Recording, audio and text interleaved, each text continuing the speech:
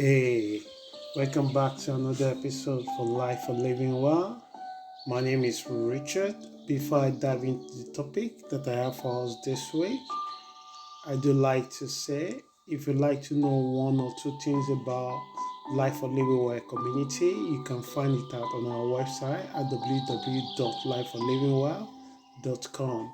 If you also will get involved and get to know the books that people already read and make a review about it, and you really want to tap to it, you can find it out on our book section.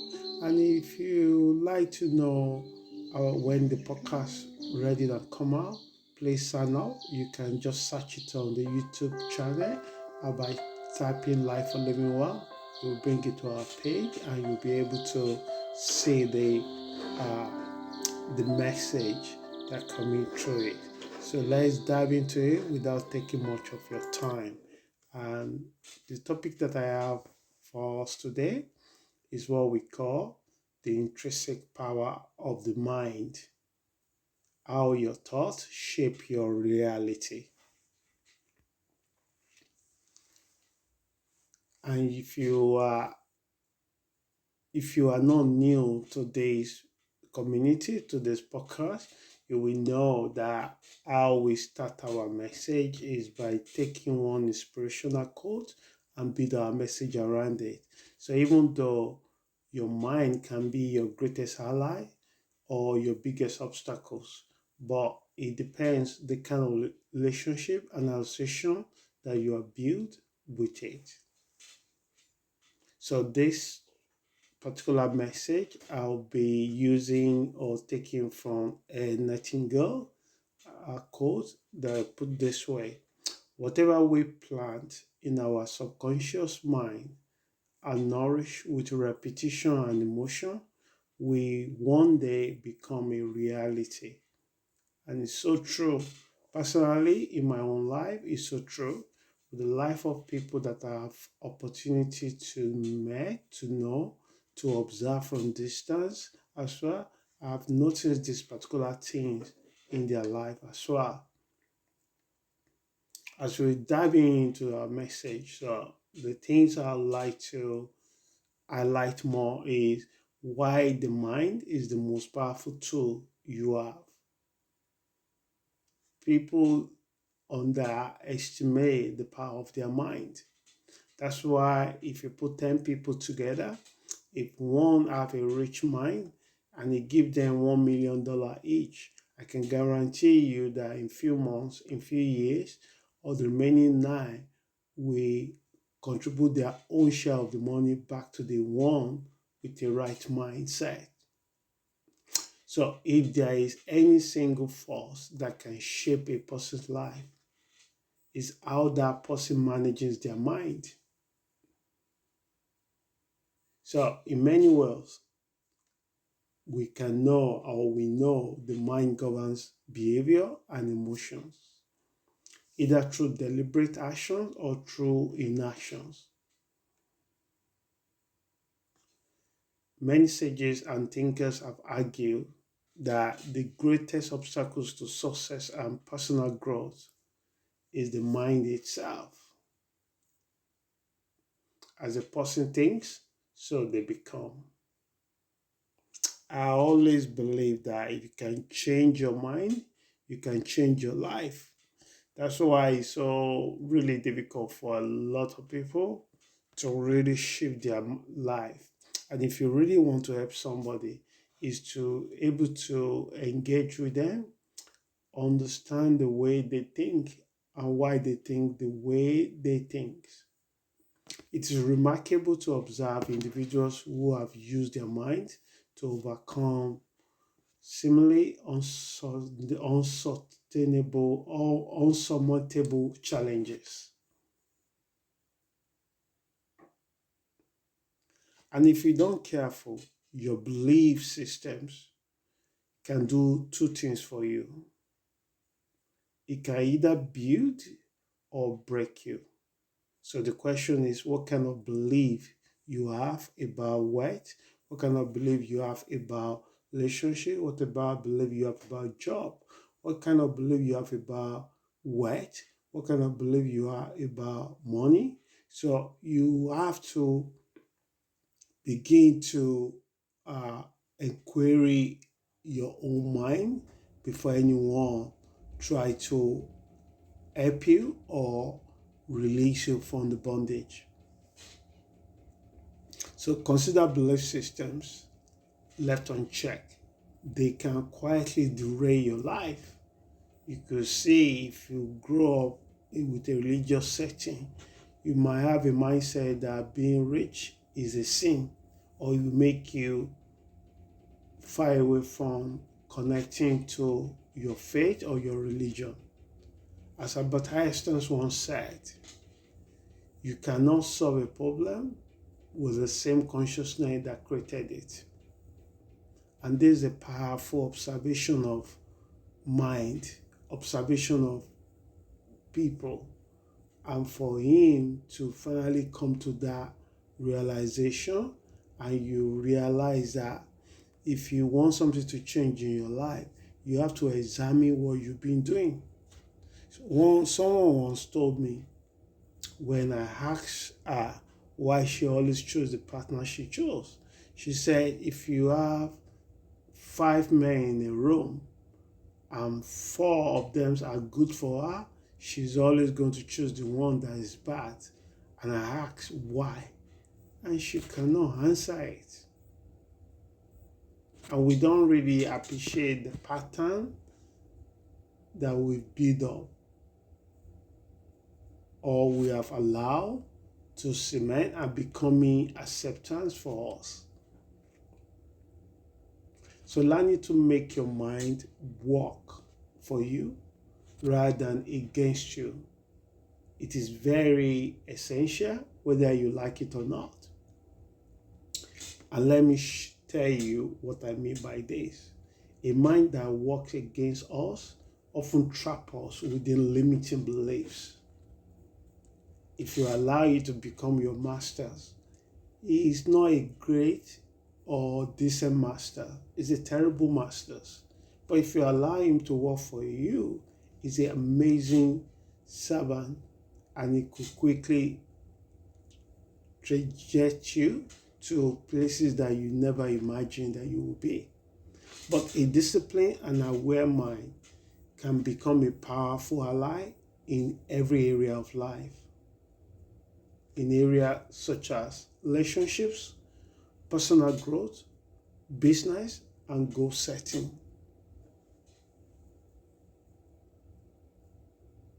One thing I've learned for a long time, which I call the truth about lucky people, because you will find someone saying someone is lucky, and there's something peculiar about people that we consider lucky. From a distance, it may seem that some people are simply luckier than others. In reality, many successful individuals are self-made because they have learned to direct their mind effectively. As Henry Ford famously said, if you think you can or you think you cannot, you are right. So too many people see themselves as victims of their own minds. This belief is misleading and is one you can challenge starting today. And many people, when they see the opportunity, sometimes they see the hard work or they see the problem and they run away. And the history shows us that even at your work, the more values that you add to it, the more you will get. It might not be in terms of money, but in terms of knowledge, in terms of exposure, in terms of connectivity, in terms of solving the real problem, in terms of you being recognized for your effort, for your knowledge, for your contributions. So how to take control of your mind? So there's the things You might be asking that, okay, I hear all these things you're saying, but how do I take control of my mind? I would like to suggest few things that you may want to follow, or you may want to research a little bit more, and it will make a it will make a open door to what you really want to be. So the meaning you assign to your expresses also can shape your emotions and ultimately your reality. Recognizing that you have the power to choose how you think is the first step toward transformation. Number one, challenge limited beliefs. All of us have kind of limiting beliefs.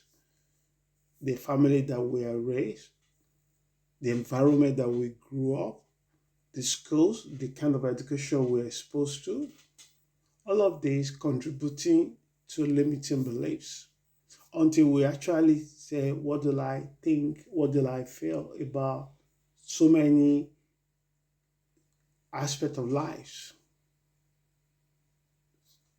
For few example, what do you think, what do you feel about being rich? What do you feel about what is your role or of your gender? What is your belief about relationship? You might not know that the kind of condition that are being set to you is actually could be a trap for you growing up with it.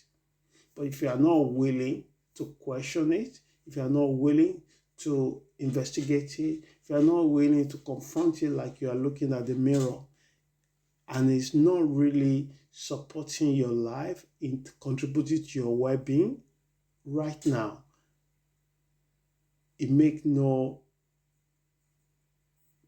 sense to just follow it blindly. Number two, reframe negative thoughts. This will be part of us in as much as we live.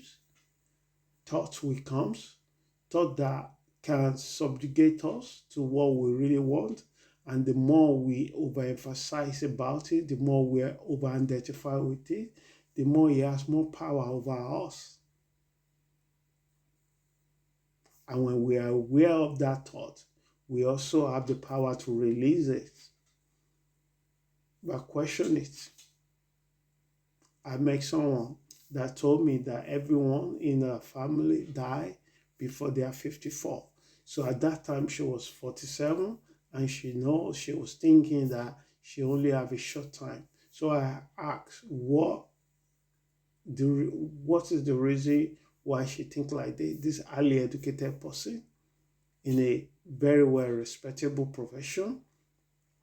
And then she told me about her father and her uncle, and they have some kind of cancer that link also to smoking and drinking, and she is doing all those things as well. And I said, what is the lifestyle has to contribute to their demise? And she said it does contribute to it. So what are you going to do to amend your own lifestyle as well? Perhaps it might not end the way you're thinking. Because she think about this and she embraced this for so many years, so she over-identify with it. Number three, focus on intentional thinking. It is not all the time that the thought will come on control. So you can also focus on what you want to make happen. You think about it, you put to your mind, your emotion connect to it, and with a matter of time, that thing become to reveal itself. One of the powerful way of doing these things is actually to write it down. When you write it down, it's not in your head that it was flushing with a lot of thoughts in a day. And number four, practice mental discipline daily.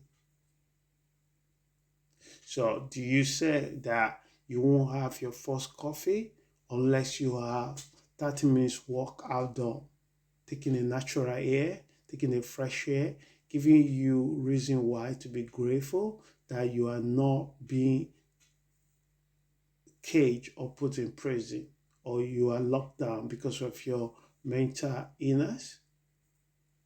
It gives you some kind of mental preparedness and discipline that say the first 3 hours of your working time, no distraction, you focus on your intention.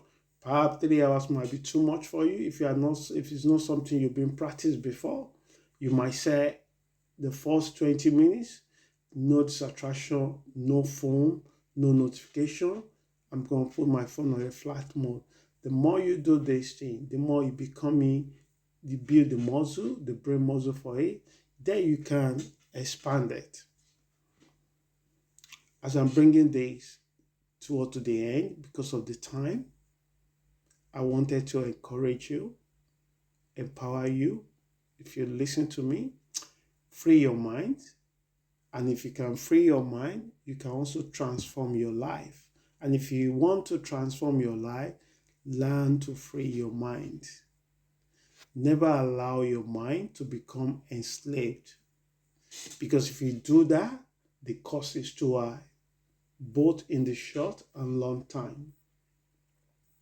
Those who have mastered their minds are willing to confront and question deeply ingrained beliefs, can contradicting anything they grow up or believe about.